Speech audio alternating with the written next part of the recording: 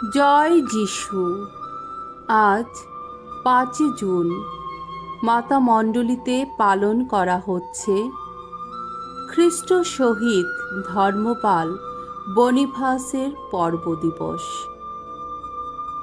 প্রথম পাঠ শিষ্য তিমথির কাছে প্রেরিতদূত পলের দ্বিতীয় পত্রের আরম্ভ। 1 অধ্যায় 1 থেকে 3 পদ, 6 থেকে 12 পদ। তিমথির কাছে পলের নির্দেশ। মঙ্গল সমাচার প্রচারের জন্যে মন প্রাণ নিবেদন করতে হবে। খ্রিস্ট যিশু যে জীবনের আধার, সেই জীবন দান করার প্রতিশ্রুতি পূরণের কাজে ঈশ্বরের ইচ্ছায় খ্রিস্ট যিশুর প্রেরিতদূত এই আমি পল এই পত্র লিখছি। তিমথি, আমার স্নেহের সন্তান, তোমারই কাছে পিতা ঈশ্বর এবং আমাদের প্রভু খ্রিস্ট যিশু তোমাকে অনুগ্রহ ধন্য করুন, করুণা ধন্য করুন, শান্তি ধন্য করুন। দিন রাত নিয়তই আমি যখন আমার প্রার্থনায় তোমার কথা মনে করি, তখন আমি নির্মল বিবেক বুদ্ধি নিয়ে পূর্বপুরুষদের অনুসরণে যার সেবা করি, সেই স্বয়ং ঈশ্বরকে আমি কৃতজ্ঞতা জানাই। সেই জন্যে আমি এখন তোমাকে একটা কথা মনে করিয়ে দিচ্ছি। তোমার মধ্যে ঈশ্বরের দেওয়া যে আধ্যাত্মিক শক্তি রয়েছে, যে শক্তি তুমি পেয়েছ তোমার ওপর আমার সেই হাত রাখারই ফলে, তা তুমি নতুন করেই উদ্দীপ্ত করো। ঈশ্বর আমাদের অন্তরে যে আত্মিক প্রেরণা জাগিয়েছেন, তা তো ভীরুতার মনোভাব নয়, বরং সাহস, ভালোবাসা আর আত্মসংযমেরই প্রেরণা। কাজে সকলের সামনে আমাদের প্রভুর সাক্ষী হিসাবে কথা বলতে কখনো লজ্জা পেও না।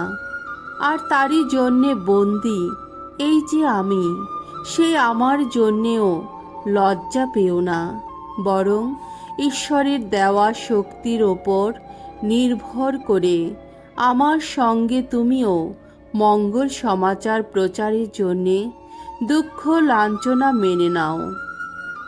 ঈশ্বর তো আমাদের পরিত্রাণ করেছেন, পবিত্র জীবন যাপন করার জন্যে আমাদের আহ্বান জানিয়েছেন।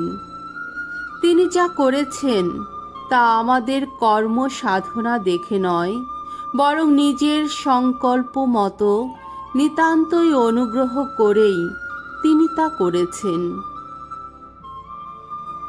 খ্রিস্ট যিশুর আশ্রিত জন রূপে আমরা যে তার সেই অনুগ্রহে ধন্য হব, তা অনাদিকাল থেকে স্থির করে রাখা হয়েছিল।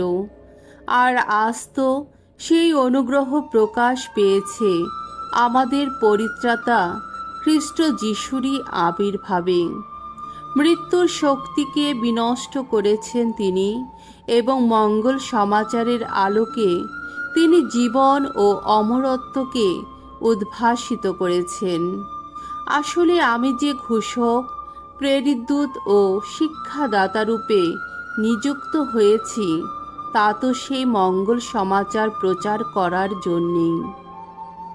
আর তাই আমি এখন এত দুঃখ লাঞ্ছনা ভোগ করছি।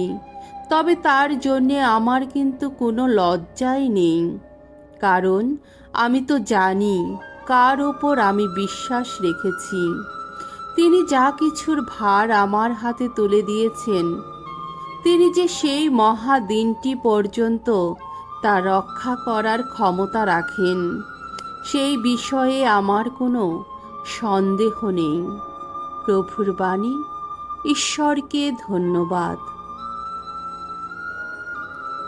সাম সঙ্গীত 123 অধ্যায় 1 থেকে 2 পদ। ধো প্রভু, আমার দু চোখ যায়, ছুটে যায় ঊর্ধ্বে তোমার পানে। স্বর্গে আসীন তোমার দিকেই ওগো চেয়ে আছি আমি, ওগো স্বর্গলোকে সমাসীন তোমারই দিকে। যেমন প্রভুর হাতটির দিকে চেয়ে চেয়ে থাকে কৃতদাসটির চোখ, গৃহিণীর সেই হাতের দিকেই চেয়ে চেয়ে থাকে যেমন দাসীর চোখ। আহা, আমাদের ঈশ্বর যিনি, ভগবান যিনি, তার দিকেও তো তেমনি করেই চেয়ে চেয়ে থাকে আমাদের দুটি চোখ, যতক্ষণ না আমাদের প্রতি করুণা দেখান তিনি। বাণী বন্দনা। জয় জয় প্রভুর জয়। আমি পুনরুত্থান, আমি জীবন, আমার মধ্য দিয়ে না গেলে কেউই পিতার কাছে পারে না কো যেতে। জয় জয় প্রভুর জয়। মঙ্গল সমাচার।